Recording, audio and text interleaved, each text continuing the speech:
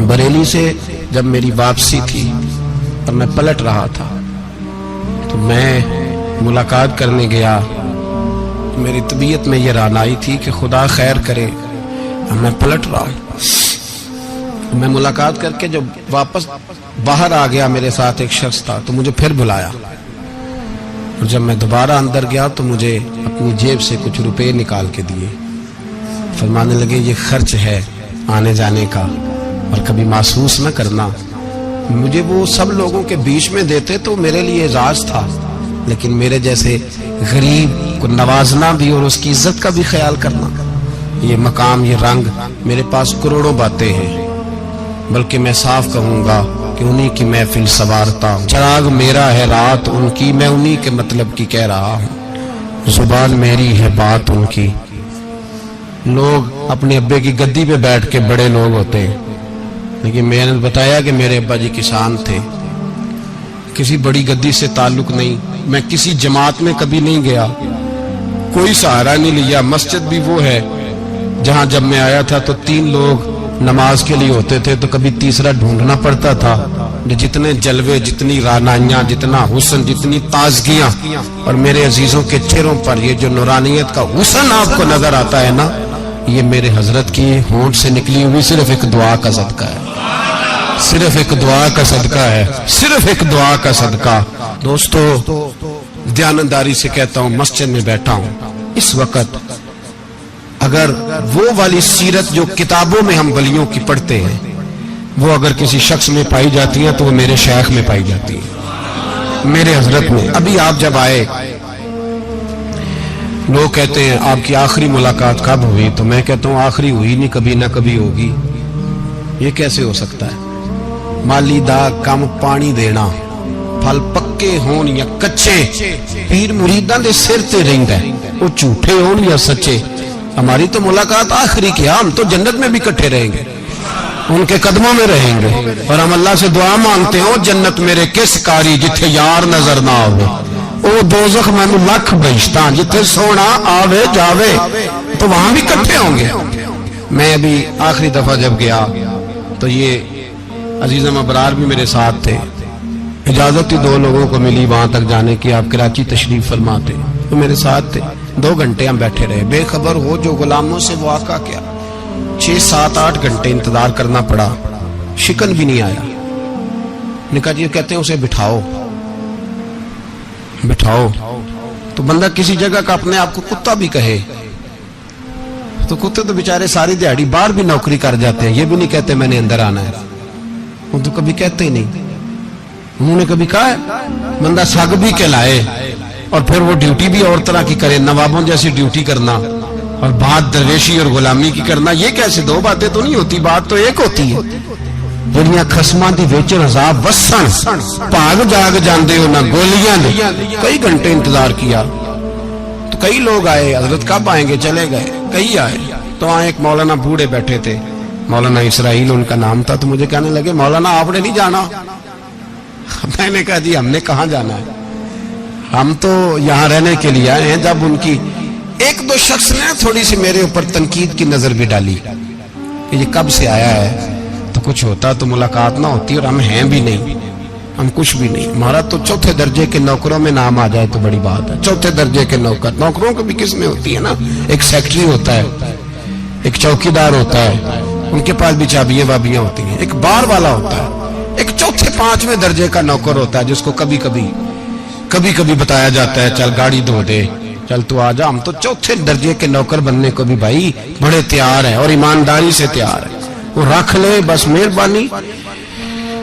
تو حضرت بیٹھے رہے, دیر ہو گئی, تھک جاتا ہوں, تھک گیا, بات آگے نکل گئی. اب بیٹھے تھے تو تنہائی تھی. مجمع ہوا نا, جب مجمع بار محفل پہ حضرت ہمیں نہیں ملے, بار سیدھے مجلس پہ کئی سالوں کے بعد ملاقات ہوئی. چر ہویا مینو ترلے لیندے, کدی موڑ میرے ول واگاں, خواب میری ایک وار جے آویں, میں ساری عمر نہ جاگاں. دیر ہو گئی, میں بڑا ترسا ہوا بیٹھا تھا. کئی گھنٹے بیت گئے, بیٹھے رہے. مرضی ہے نا جی, یہی رس بولے تے دی مہربانی. تو دیر کے بعد جب وہاں پہنچے نا اسٹیج پہ سامنے حضرت کے پاس، حضرت سٹیج پہ آ گئے تو میری طبیعت ہے کہ میں جب اپنے شیخ کے پاس بیٹھتا تھا تو سب سے پیچھے بیٹھنے کی کوشش کرتا تھا، اس لیے کہ بڑھ بڑھ کے آگے ہونا کمال نہیں، کو پکڑ کے آگے کرے تو پھر بھی تھوڑی سی نوکری قبول ہونے کی بات سمجھو۔ پیچھے بیٹھ گئے ہم لوگ، میں بھی اور ابرار بھی، ہم پیچھے بیٹھ گئے۔ اب وہاں علماء اور مشائخ کا ڈھیر لگا ہوا تھا، حضرت کی نظر بظاہر خاصی کمزور ہے، لیکن جب بیٹھے تو یہ میرے ساتھ موجود تھے، آپ گواہی لے سکتے ہیں، حضرت نے فوراً نقیب محفل سے کہا کہ وہ پیچھے بیٹھا اسے تو آگے بلاؤ۔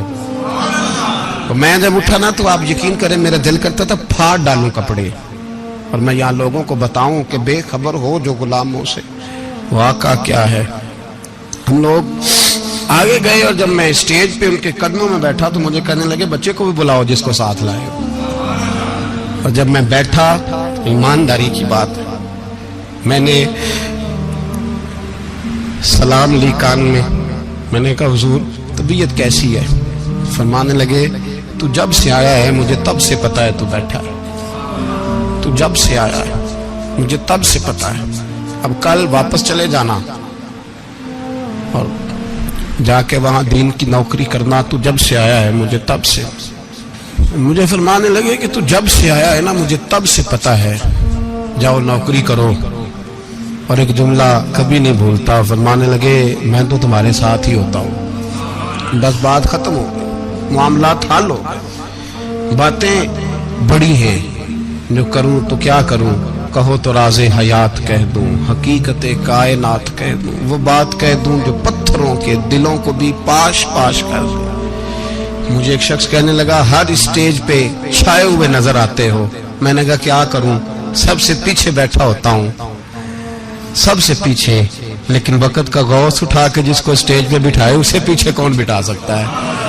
ہم وہ گڑیاں گڈیاں اب تو ہی اڈیاں، ہم نے ان کی زندگی میں رانائی دیکھی ہے، غریب پروری دیکھی ہے۔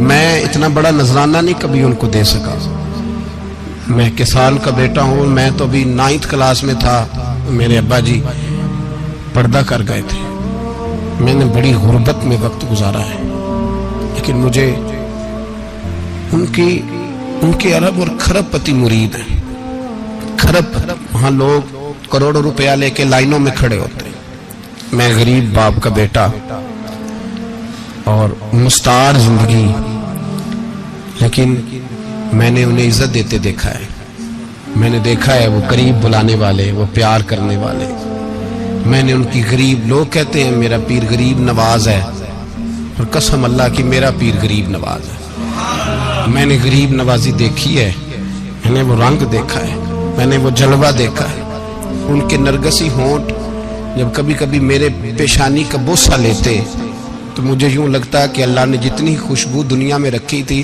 میرے شیخ نے ساری میرے وجود کے اندر اڈیل دی۔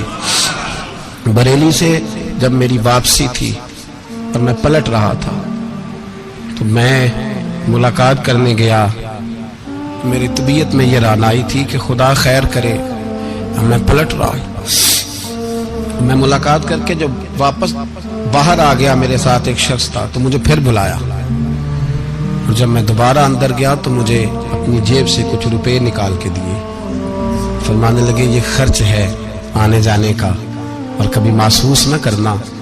مجھے وہ سب لوگوں کے بیچ میں دیتے تو میرے لیے اعزاز تھا، لیکن میرے جیسے غریب کو نوازنا بھی اور اس کی عزت کا بھی خیال کرنا، یہ مقام، یہ رنگ، میرے پاس کروڑوں باتیں ہیں، بلکہ میں صاف کہوں گا کہ انہی کی محفل سوارتا ہوں، چراغ میرا ہے رات ان کی، میں انہی کے مطلب کی کہہ رہا ہوں، زبان میری ہے بات ان کی۔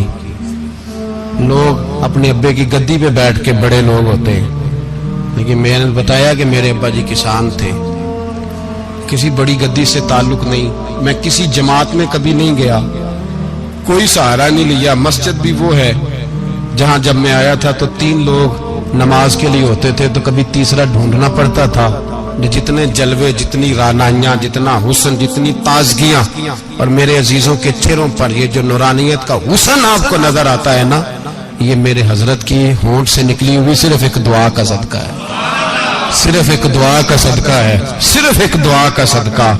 تو بھائی وہ کبھی کبھی یہ شعر پڑھتے ہیں نا میرے عزیز، تو وہ میرے لیے پڑھتے ہیں، میرے لیے شعر پڑھتے ہیں کہ جے کر سائیں وساؤن کچھ اجیاں نو پھر کیڑا مائی دا لال اجاڑ سکدا ہے، جے کر سائیں وساؤن کچھ اجیاں پھر کیڑا مائی دا لال۔